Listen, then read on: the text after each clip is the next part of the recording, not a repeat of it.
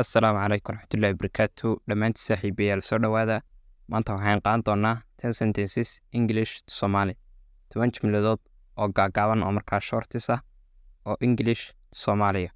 Jumladda horeysa waxay noqonaysaa be careful, be careful, taxadar, be careful, taxadar.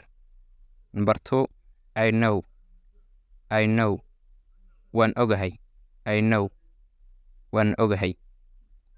Number 3, I forget, waan iloobay, I forget, waan iloobay. Number 4, I don't care, waxba igama gelin, I don't care, waxba igama gelin.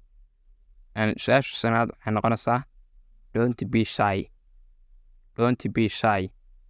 ha xishoonin, don't be shy, ha xishoonin. Lixaad, shame on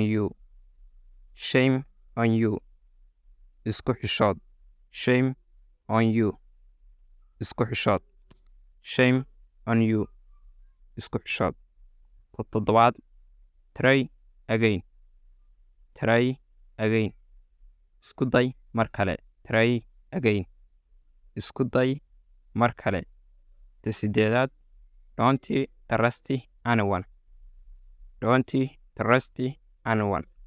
cidna ha aaminin, don't trust anyone, cidna ha aaminin. Sagaalaad, do what you want,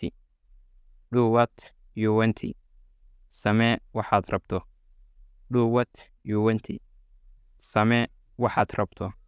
Jumladda ugu dambeysa saaxiibayaal waxay noqonaysaa stop shouting, jooji qaylada, stop shouting, jooji qaylada.